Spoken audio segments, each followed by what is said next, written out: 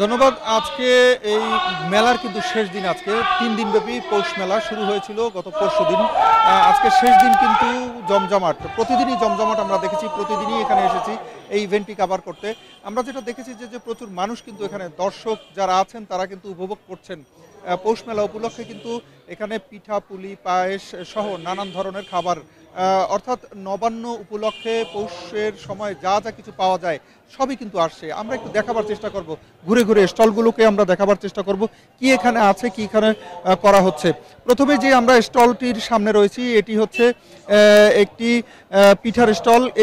এখানে কিন্তু পিঠা ভাজা হচ্ছে, তারপরে দর্শকদের কাছে বিক্রি করা হচ্ছে, দর্শকরা খাচ্ছেন, সবই কিন্তু এখানে হচ্ছে। যেখানে গ্রামের যে চিত্রটি থাকে সাধারণত সেই চিত্রটি কিন্তু এখানে ফুটিয়ে তোলা হয়েছে। আমরা একটু দেখাবার চেষ্টা করছি। দুজন নারী এখানে রয়েছেন, তারা পিঠা ভাজছেন এবং বিক্রি করছেন, বেশ ভালোই তাদের চলছে।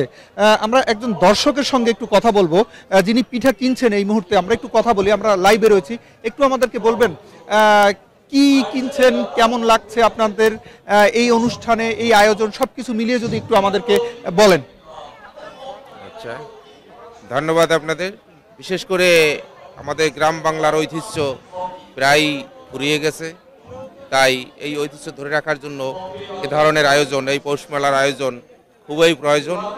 এবং সেই সাথে সেই পৌষ মেলার গ্রামগঞ্জের যে অন্যতম আয়োজন পিঠাপুলি, সেই পিঠাপুলির এনরা যারা আয়োজন করেছে এনাদেরও আমি ধন্যবাদ জানাই যে আমরা আজ কেবল শহরে হয়ে যাচ্ছি, কিন্তু আমাদের সেই আয়োজনকে ধরে রাখার জন্য এই পিঠাপুলির আয়োজনকে আমি অত্যন্তভাবে একান্তভাবে মনের দিক থেকে স্বাগতম জানাই। আমরা একজন যারা এখানে রয়েছেন বিক্রি করছেন ভাবছেন তাদের সঙ্গে একটু কথা বলার চেষ্টা করব। আপা, একটুকুই আমার সঙ্গে কথা বলা যায়? আপনার কাছ থেকে একটু শুনতে চাই, আপনার কাছ থেকে একটু শুনতে চাই। এই যে আপনি এখানে ভাবছেন, কিরকম বিক্রি হচ্ছে, কি ভাবছেন আমাদেরকে একটু জানান। কত করে দাম? আমরা 3 টাকা করে বেশি হাজির পিঠা। না, অনেকই বেশি বেচতে পারি। পিঠা হচ্ছে তো এই হাজির পিঠা, আর ব্যবসা যাওয়ায় মোটামুটি ভালোই হয়। দর্শক, আমরা দেখছিলাম যে পিঠাগুলো তৈরি করা হচ্ছে, ভাজা হচ্ছে। সেই পিঠাগুলো কিন্তু প্রচুর দর্শকরা আসছেন, দেখছেন, ঘুরছেন এবং খাচ্ছেনও। এছাড়াও আমরা দেখাবার চেষ্টা করব, আস্তে আস্তে আমরা সেদিকে যাচ্ছি। পুরো মাঠ জুড়ে কিন্তু প্রচুর দর্শক রয়েছেন এবং তারা কিন্তু এই পিঠাপুলির যে আয়োজনটি রয়েছে সেগুলো কিন্তু দেখছেন, ঘুরে ঘুরে দেখছেন, খাচ্ছেন এবং তারা কিন্তু সুন্দর করে উপভোগ করছেন। এখানে মানুষ আসছেন নিজেরা বর্তমানে যে প্রযুক্তি রয়েছে সেই প্রযুক্তির মাধ্যমে কিন্তু সেলফিও করা হচ্ছে মোবাইলের মাধ্যমে।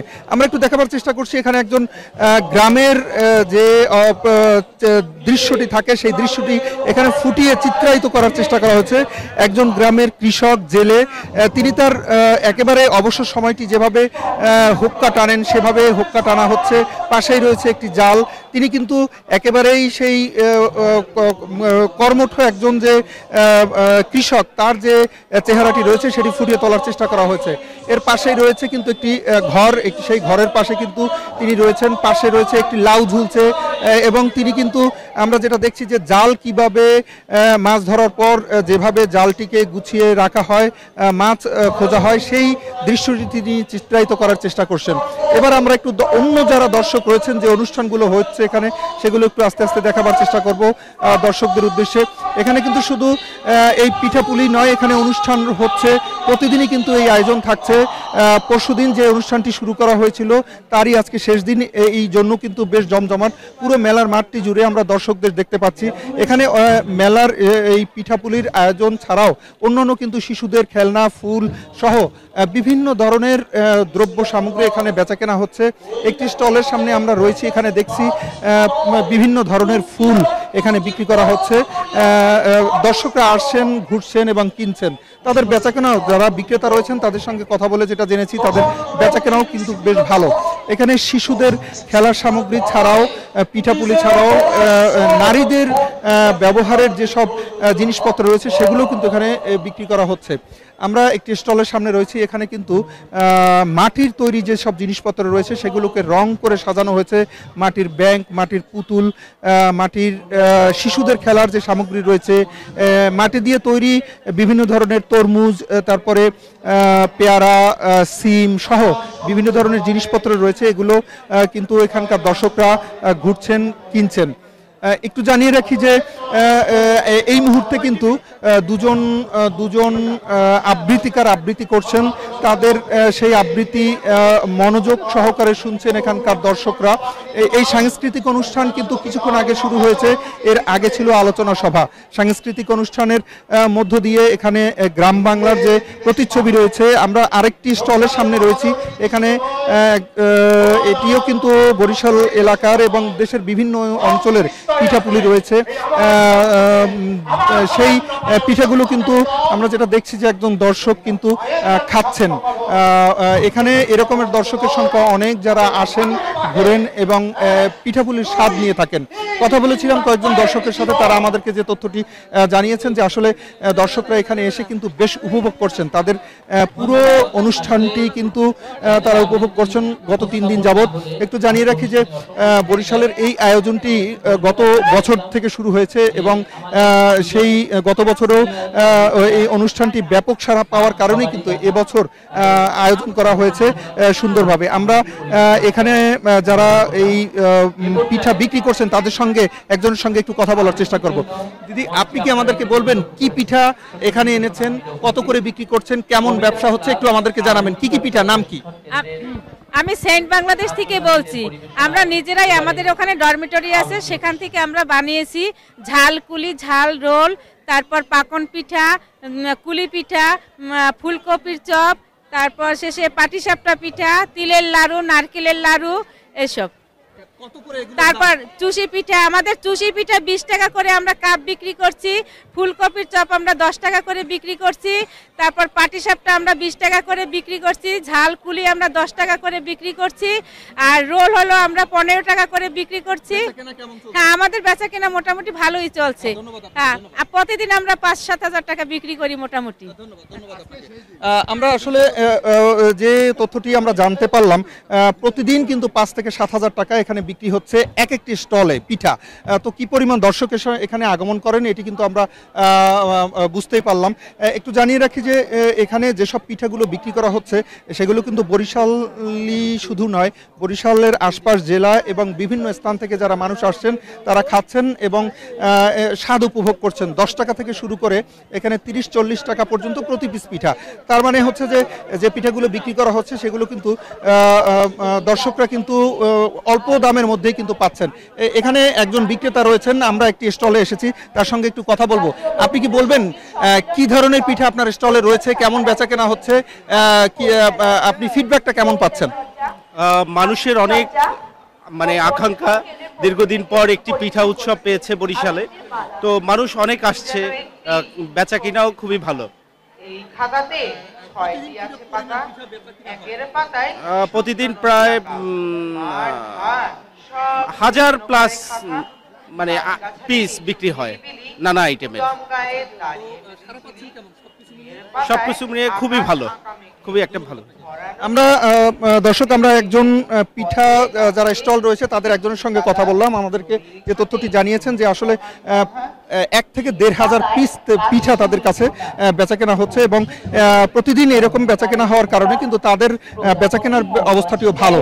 এই মুহূর্তে আমরা দেখানোর চেষ্টা করছি এই পিঠা উৎসবে পৌষ মেলায় যারা পারফর্ম করছেন, ছোট ছোট শিশুরা রয়েছেন, তারা এই পৌষ মেলা উপলক্ষে এসেছেন এবং তারা কিন্তু দর্শকদেরকে তাদের একটি কবিতা আবৃত্তি করে শোনাচ্ছেন।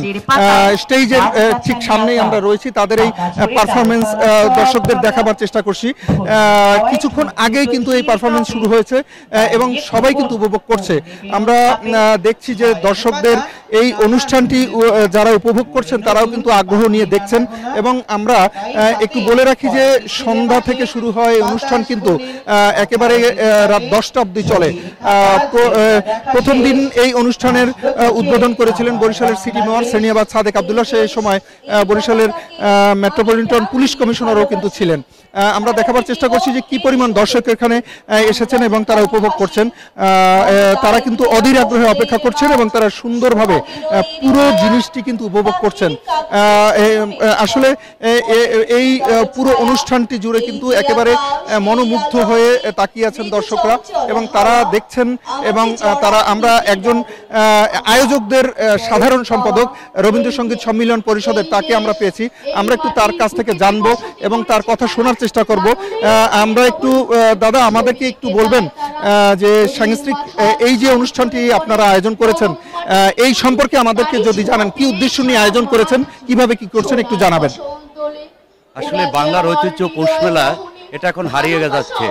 আমরা যখন সেই ছোটবেলায় যখন পড়াশোনার চাপ থাকতো না, ফাইনাল পরীক্ষা হয়ে যেত, গ্রামে মামা বাড়ি দাদা বাড়ি নানা বাড়ি যেতাম, যে মায়ের হাতের পিঠা এগুলো খেতাম, নানির হাতে পিঠা এগুলো খেতাম, এগুলোর এখন আর পাওয়া যায় না। সেই রসের ছিন্নি এগুলো সম্পর্কে মানুষ আর কিছু জানে না। খেজুর রস, খেজুর পায়েস এগুলো সম্পর্কে মানুষ আর কিছু জানে না। মানুষ এখন পিঠা কিনতে গেলে দোকান থেকে কিনে আনে, মা আর পিঠা বানাতে চায় না। আমরা চাই আয়োজকরা জাতীয় রবীন্দ্রসঙ্গীত সম্মেলন পরিষদ আমরা চাই এটা যেন সবার মধ্যে সেই জাগরণটা আবার ফিরে আসে।